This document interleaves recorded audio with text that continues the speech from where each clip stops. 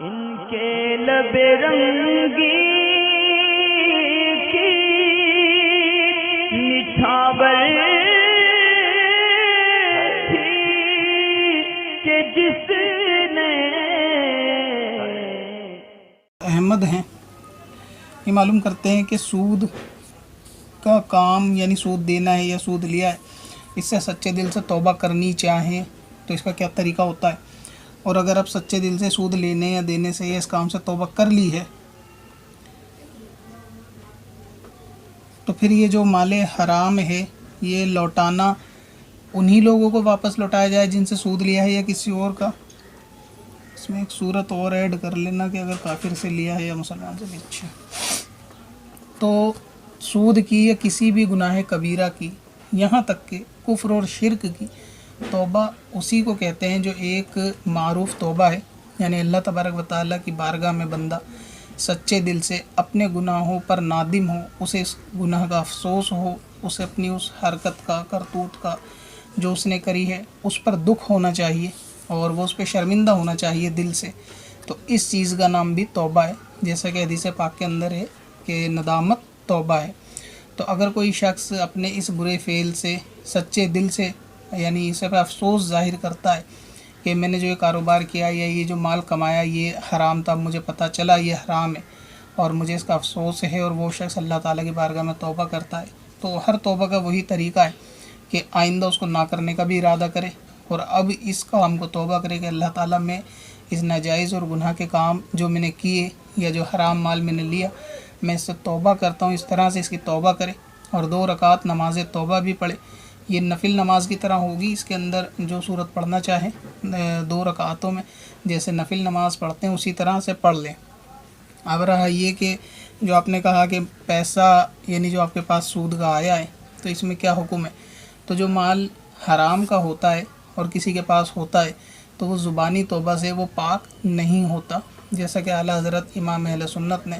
العطایہ نبویہ فی فتاوی رضویہ شریف کے اندر فرمایا ہے کہ زبانی توبہ مال حرام کو پاک نہیں کرتی، یعنی یہ کافی نہیں، بلکہ اس پر لازم ہے کہ جس شخص سے یہ مال لیا ہے اس کو واپس کرے،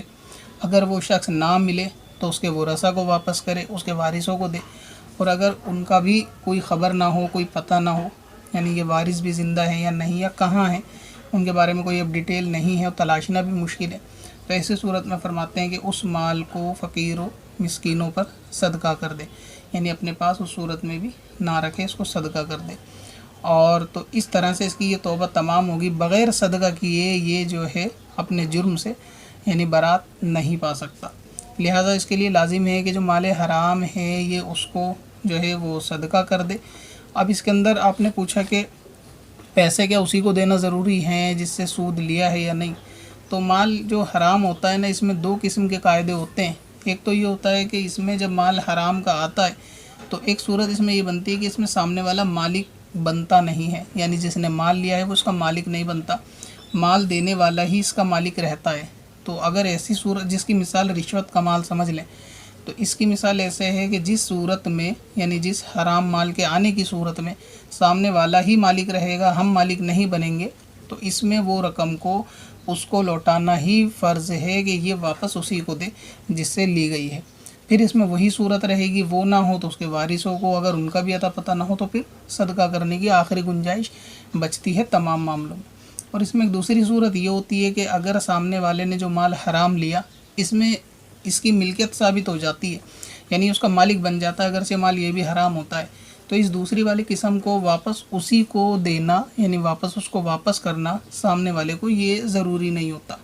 اس میں اختیار ہوتا ہے بندے کو کہ وہ چاہیں تو کسی اور کو بھی صدقہ کر دے، جس کی مثال ہے سود کا مال،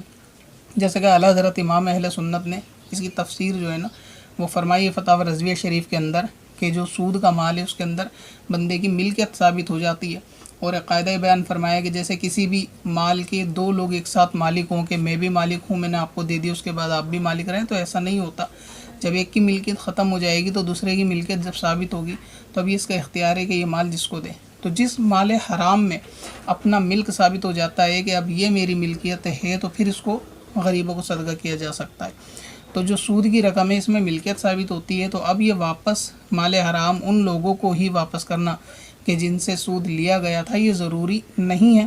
لیکن اس میں بھی بہتر یہی ہے کہ اگر وہ لوگوں کی خبر ہو تو ان کو واپس کر دے۔ مثلا یہ کہ 10-20 لوگوں سے سود کا مال لیا، لیکن ان میں 3-4 کو جانتا ہے، ان کے گھر کو جانتا ہے اور خبر بھی ہے، تو جتنا مال سود کا لیا یہ اتنا مال اس کو واپس دے سکتا ہے جبکہ خبر ہے، کیونکہ اس صورت میں بھی اولا یہی ہے کہ انہی کو واپس کرے، اگر خبر ہے تو بہتر ہے، ورنہ صدقہ بھی کر سکتا ہے تو ان کو واپس دے، اور باقی جن کا پتہ نہیں چلتا اس میں اپنے حسن زن سے ایک اندازہ لگائے کہ فلاں فلاں شخص سے بھی میں نے 100 روپے سود کے لیے تھے، تو اتنا مال پھر وہ ہے وہ غریبوں کو صدقہ کر دے۔ تو اس طرح سے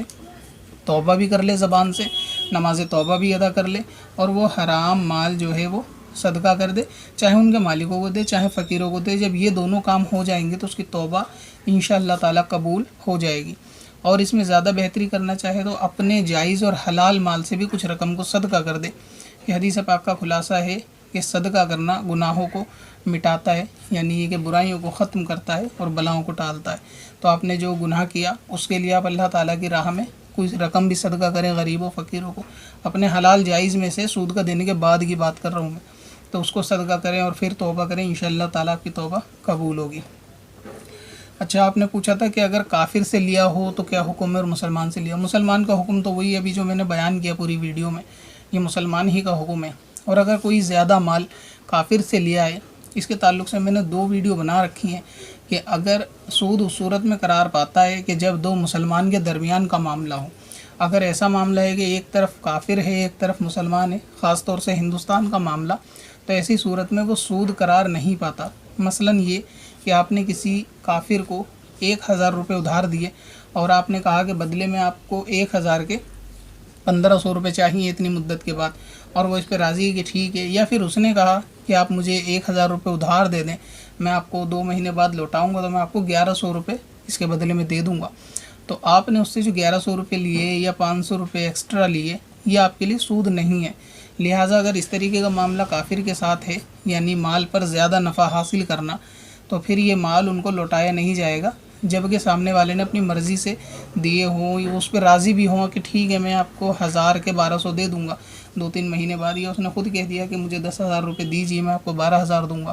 بدلے میں، تو ایسا کافر اور مسلمان کے درمیان سود نہیں ہوتا، تو وہ سود نہیں ہوگا اور اس مال کو واپس کرنا ضروری نہیں۔ تو آپ اپنے سارے معاملوں میں سے کافر والا معاملہ ہٹا کر خالی مسلمانوں کے درمیان کیا گیا معاملے کو ایک طریقے سے کاؤنٹ کر لیں اور ان کی رقم کو دے دیں۔ باقی اس کی سیپریٹ ویڈیو آپ مسائل شریعت چینل پہ دیکھ بھی سکتے ہیں۔ اگر بالفرض آپ کو ویڈیو نہیں ملتی، اس کی تلاشنے کا طریقہ کار میں بار بار بیان کر چکا ہوں کہ آپ اپنے سوال کے کچھ ورڈ کو چینل کے نام یا میرے نام کے ساتھ یوٹیوب پر ملا کے سرچ کریں۔ پتھر میں حسن لالے پرن